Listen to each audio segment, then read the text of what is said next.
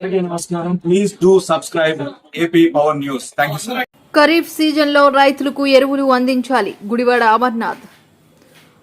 అనకాపల్లి జిల్లా ఖరీఫ్ సీజన్లో రైతులకు అవసరమైన ఎరువులు వెంటనే అందించాలని, తద్వారా వారు ఎదుర్కొంటున్న ఇబ్బందులను తొలగించాలని వైసీపీ మాజీ మంత్రి గుడివాడ అమర్నాథ్ డిమాండ్ చేశారు.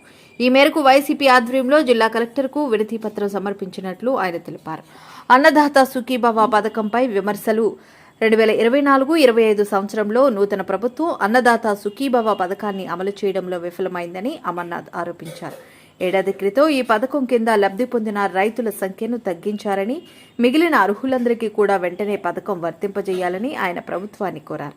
వాతావరణ మార్పులు, కరువుపై స్పందన. ప్రస్తుతం ఆగస్టు నెలలో కూడా వర్షాలు లేకపోగా 38 డిగ్రీల ఎండలు కాస్తున్నాయని గుడివాడ అమర్నాథ్ అన్నారు. ముఖ్యమంత్రి చంద్రబాబు అధికారం చేపట్టిన తర్వాత వాతావరణంలో ఇలాంటి మార్పులు రావడం సహజమని, చంద్రబాబును కరువుకు కవలపిల్లలుగా ఆయన అభివర్ణించారు. సాధారణంగా ఎండాకాలంలో ఎండిపోయే గెడ్డలు, కాలువలు ఈసారి వర్షాకాలంలోనే ఎండిపోయాయని ఆయన పేర్కొన్నారు. ఈ పరిస్థితుల్లో కూడా కూటమి ప్రభుత్వం రైతులకు సహాయం చేసే ఆలోచన చేయకపోవడం బాధాకరమన్నారు. రైతుల పక్షాన వైసీపీ అధినేత జగన్మోహన్ రెడ్డి నేతృత్వంలో పోరాటం చేస్తామని ఆయన స్పష్టం చేశారు. ఈ కార్యక్రమంలో మాజీ మంత్రి బూడి ముత్యాల నాయుడు, నర్సీపట్నం ఎమ్మెల్యే పెట్ల ఉమాశంకర్ గణేష్, మాజీ MLA Adeep Raj, Anakapalli YSRCP party in-charge Manchala Bharat Kumar మరియు వైఎస్ఆర్సీపీ నాయకులు, కార్యకర్తలు తదితరులు పాల్గొన్నారు.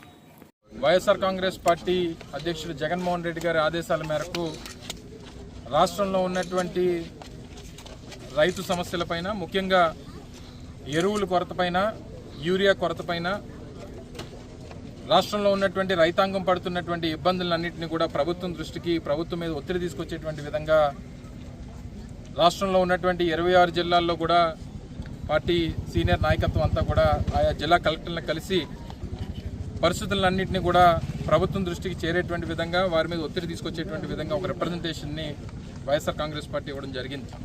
ఈరోజు అనకాపల్లి జిల్లా కేంద్రంలో కూడా జిల్లా కలెక్టర్ గారిని పార్టీ పెద్దలందరూ కూడా కలిసి వారికి రిప్రజెంట్ చేసి, వాస్తవంగా రాష్ట్రంలో రైతులు పడుతున్నటువంటి ఇబ్బందులు, నేటికి కూటమి ప్రభుత్వం వచ్చి 15 మాసాలు పూర్తవుతున్నటువంటి సందర్భంలో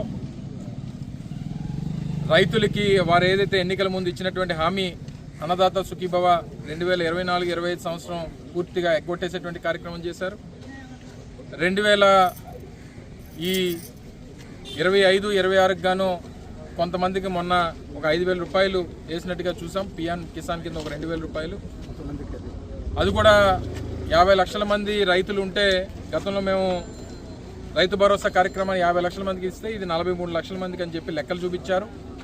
7 లక్షల మందికి ఎందుకు కోత విధించారు, వారికి కూడా వర్తింపజేయాలనేటువంటిది కూడా ఈ రిప్రజెంటేషన్లో పొందుపరచడం జరిగింది.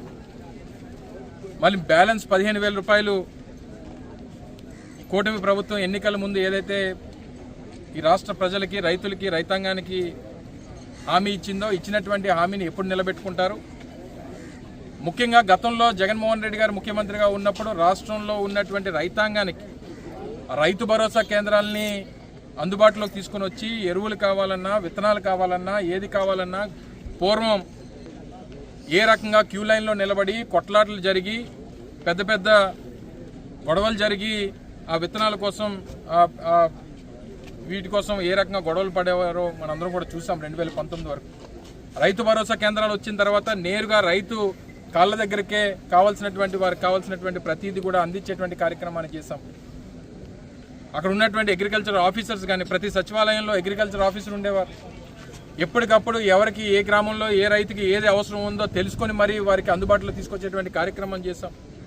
ఈ రైతు భరోసా కేంద్రం మీద దేశవ్యాప్తంగా కాదు, ప్రపంచవ్యాప్తంగా అనేక దేశాలు వచ్చి ఈ మోడల్ని చూసి, ఇది కూడా మేము ఇంప్లిమెంట్ చేసుకుంటే మా దేశంలో ఉన్నటువంటి అగ్రికల్చర్ సిస్టమ్ ఉపయోగపడుతుంది అన్నటువంటి ఒక టార్చ్ బేరర్ లాగా జగన్మోహన్ రెడ్డి గారు ఈ కార్యక్రమాన్ని ప్రజలకి అందుబాటులో తీసుకుని వచ్చాం. రైతులకి అందుబాటులో తీసుకొచ్చేటువంటి కార్యక్రమాన్ని చేశాం. మరి ఇంత పెద్ద ఎత్తున ఈ కార్యక్రమాలు చేసి ఆ వ్యత్యాసం, దానికి ఇప్పుడున్నటువంటి ప్రభుత్వానికి మధ్య వ్యత్యాసం కూడా రైతులు చూస్తూ ఉన్నారు.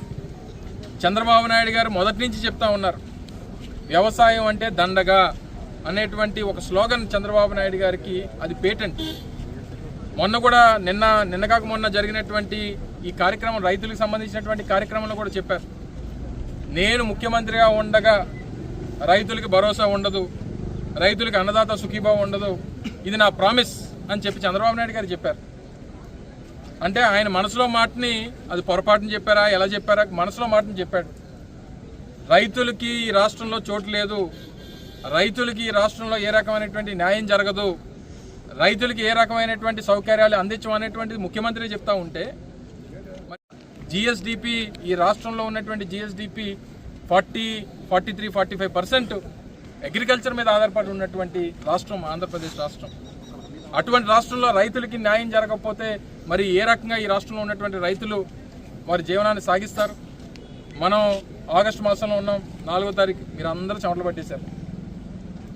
దగ్గర 37, ఇప్పుడే మా అదీప్ చెప్తున్నాడు 37-38 డిగ్రీలు ఉందని. ఎప్పుడైనా చూసామా ఈ వాతావరణ మార్పుల్ని? చూసామా?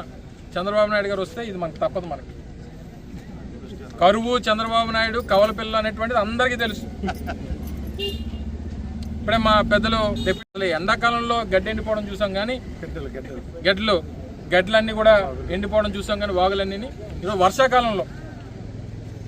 వర్షాకాలంలో గడ్డలన్నీ కూడా ఎండిపోయేటువంటి పరిస్థితి ఉంది. ఎక్కడ నీరు పారేటువంటి పరిస్థితి లేదు, చినుకు వర్షం పడినటువంటి పరిస్థితి లేదు. ఏదో ఒక 5 నిమిషాలు 10 నిమిషాలు ఇలా మబ్బేయడం, మళ్ళీ అలా వర్షం అనేటువంటిది ఈ వర్షాకాలంలో చూడలేదు మనం. మరి ఈ పరిస్థితుల్లో రైతులకి ఏ రకమైనటువంటి సౌకర్యాలను అందించాలి, ఏ రకంగా వాళ్ళని ఆదుకోవాలనేటువంటి ప్రయత్నం ప్రభుత్వం చేయకపోతే తప్పకుండా వైఎస్ఆర్ కాంగ్రెస్ పార్టీ ఇప్పుడు కాదు, గతంలో కూడా డిసెంబర్ మాసంలో ఈ రైతు భరోసా ఏదైతే అన్నదాత సుఖీభావం మీద కూడా ఒక పెద్ద ఎత్తున కార్యక్రమాన్ని మా మొట్టమొదటి కార్యక్రమంగా ప్రతిపక్షంగా మేము నిర్వహించాం. పెద్ద ఎత్తున మరింతగా రైతుల పక్షాన వైఎస్ఆర్ కాంగ్రెస్ పార్టీ జగన్మోహన్ రెడ్డి గారి నేతృత్వంలో మరింతగా పోరాటం చేస్తాం. ఈరోజు కేవలం రిప్రజెంటేషన్ ప్రభుత్వం దృష్టికి, ప్రభుత్వం మీద ఒత్తిడి తీసుకురావాలనేటువంటి ఉద్దేశంతో రిప్రజెంట్ చేస్తాం. రానున్నటువంటి కాలంలో మరింత పెద్ద ఎత్తున ఉద్యమ రూపంలో రైతుల పక్షాన వైఎస్ఆర్ కాంగ్రెస్ పార్టీ పోరాటం చేస్తుంది అని చెప్పి మరొకసారి ఈ సందర్భంగా మీ ద్వారా ప్రజలందరూ కూడా తెలియజేస్తా ఉన్నాం. Thank you.